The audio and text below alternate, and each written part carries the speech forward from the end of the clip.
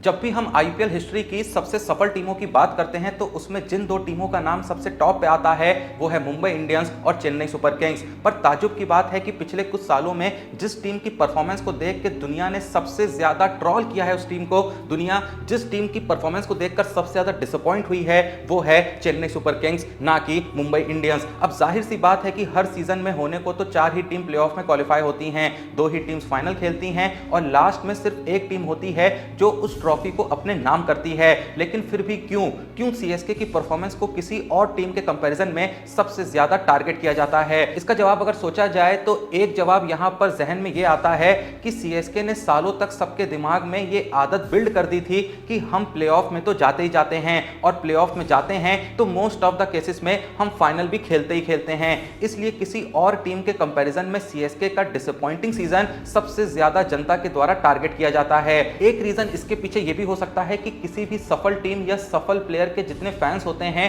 उतने ही ज्यादा हेटर्स भी होते हैं। अगर आप एक एवरेज टीम है तो ना ही आपको ज्यादा लोग पसंद करने वाले होंगे ना ही हेट करने वाले, क्योंकि ट्रोलिंग भी उनकी होती है, मीम्स भी उनकी बनती है जिनकी ट्रोलिंग और मीम्स देखने में ज्यादा से ज्यादा लोग इंटरेस्टेड हों। तो जाहिर सी बात है इन रीजंस की वजह से पिछले 3 साल से सीएसके लोगों का सबसे बड़ा टारगेट रही है। अब आते हैं वापस उस बात पे जो मैंने वीडियो की शुरुआत में कही थी कि जब भी हम आईपीएल हिस्ट्री की सबसे सफल टीमों की बात करते हैं तो उसमें जिन 2 टीमों का नाम सबसे टॉप पे आता है वो है मुंबई इंडियंस और चेन्नई सुपर किंग्स। तो मेरा यह मानना है कि एक न्यूट्रल क्रिकेट फैन के नजरिए से सोचा जाए तो सीएसके से ज्यादा चिंता असल में लोगों को मुंबई इंडियंस की होनी चाहिए, क्योंकि सीएसके तो फिर भी जहां अपनी लास्ट ट्रॉफी 2023 और उससे पहले 2021 में जीत के आई है, वहीं मुंबई इंडियंस 2020 से यानी 6 साल से अपनी अगली ट्रॉफी की तलाश में है। अब यहां पर सोचने वाली बात यह भी है कि सीएसके का पिछले 3 साल से प्लेऑफ्स में क्वालिफाई ना हो पाना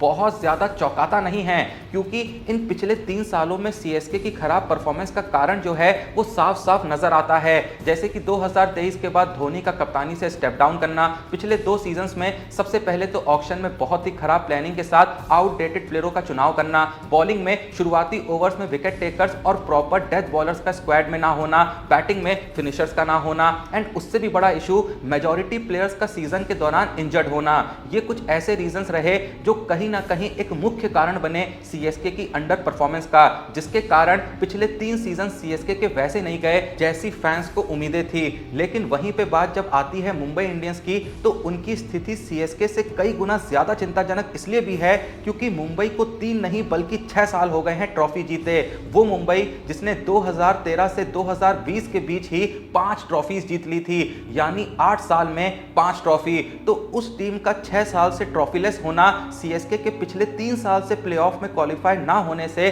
ज्यादा चिंताजनक है। एंड जैसा मैंने पहले भी कहा कि सीएसके के जो मसले हैं, सीएसके के जो इश्यूज हैं वो साफ साफ दिखाई पड़ते हैं जो उनकी खराब परफॉर्मेंस की एक वजह रहे हैं। वहीं मुंबई इंडियंस का इन दिक्कतों से दूर दूर तक कोई लेना देना ही नहीं है, क्योंकि पिछले इन 6 सालों में हर बार सीजन शुरू होने से पहले सबसे डोमिनेटिंग टीम के रूप में मुंबई को ही देखा गया है। आईपीएल ट्रॉफी जीतने की चांसेस भी सबसे ज्यादा मुंबई की ही बताई जाती थी, क्योंकि जिस टीम में रोहित, सूर्या, बुमराह, हार्दिक जैसे प्लेयर हों और साथ में तिलक वर्मा जैसा नया टैलेंट हो, उसके अलावा बोल्ट, डिकॉक, विल जैक्स जैसे कई प्लेयर्स भी बीच बीच में टीम का हिस्सा रहे हों, उस टीम को भला एक परफेक्ट टीम नहीं कहा जाएगा तो किसे कहा जाएगा? अगर आप सब कुछ भूल भी जाओ, सब कुछ भूल जाओ, सिर्फ इतना सोचो कि इन पिछले 6 सालों में most of the times T20 international का बेस्ट हिटर किसे कहा गया? वो नाम है रोहित शर्मा का। T20 का बेस्ट बैट्समैन किसे कहा गया? सूर्य कुमार यादव को, जो कई साल तक लगातार T20 रैंकिंग में नंबर 1 पे रहे। T20 का बेस्ट बॉलर किसे कहा गया? जिसे आज भी कहते हैं one and only Jasprit Bumrah. T20 का बेस्ट ऑलराउंडर किसे कहा गया? जिसे आज भी कहते हैं one and only none other than Hardik Pandya. यानी ज्यादातर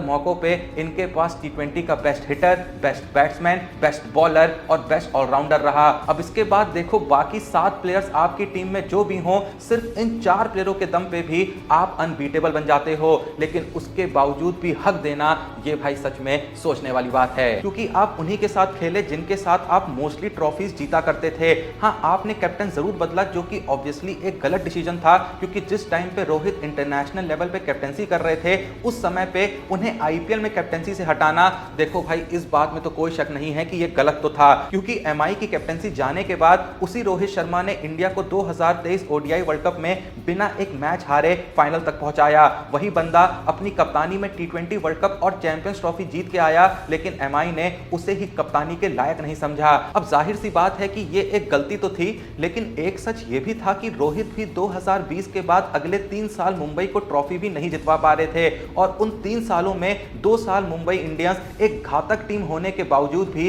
प्लेऑफ में तक नहीं क्वालिफाई हो पाई। और जब बदले में 2023 के बाद दुनिया के best allrounder Hardik Pandya team में वापस आ रहे हों, तो 2 पल के लिए मुंबई का उनको कैप्टन के तौर पे देखना बहुत ज्यादा चौंकाने जैसा नहीं लगता है। हाँ, ये 100% जस्टिफाइड तो नहीं था, पर इतना बिना सर पैर का डिसीजन भी नहीं था, क्योंकि हार्दिक पांड्या मुंबई में आने से पहले पिछले 2 सीजन्स में से एक में जीटी को ट्रॉफी जितवा के आए थे और दूसरे में रनरअप बनवा के आए थे। और रनरअप भी तब बने जब जडेजा ने आखिरी 2 बॉल पे छक्का चौका ही लगा सीएसके को जिता दिया था, वरना हार्दिक पांड्या उस वक्त पे आईपीएल के ऐसे पहले कैप्टन बन जाते जिन्होंने पहली बार में ही कैप्टनसी में लगातार 2 ट्रॉफी जितवा दी हो। तो कुल मिला के बात इतनी सी है कि हार्दिक पांड्या को मुंबई ने एक फ्यूचर कैप्टन के रूप में देखा, लेकिन हार्दिक पांड्या की कैप्टनसी में भी मुंबई का जो फ्यूचर था वो पास्ट के जितना ही डार्क रहा। उनकी कप्तानी में पिछले 3 सीजन्स में मुंबई पॉइंट्स टेबल पे 10th, 4th और 9th पोजीशन पे फिनिश करी, और ये भी तब हो रहा था जब सूर्या, बुमराह, रोहित, हार्दिक टीम के अंदर थे एंड तिलक वर्मा जैसे टी20 इंटरनेशनल के राइजिंग स्टार इनके साथ ही मौजूद थे।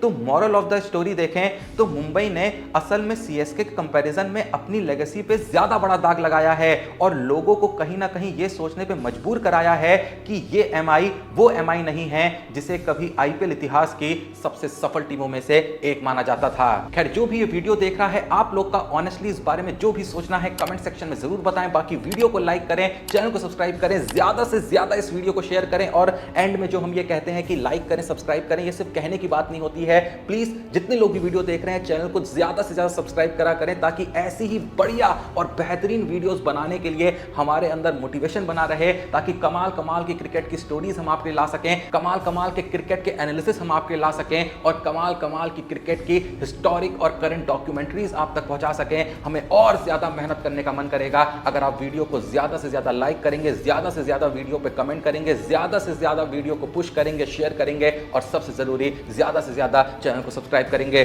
तो प्लीज जो भी वीडियो देख रहा है, लाइक करें, कमेंट करें, शेयर करें और सब्सक्राइब करें। मिलते हैं नेक्स्ट वीडियो में, तब तक के लिए जय हिंद, धन्यवाद।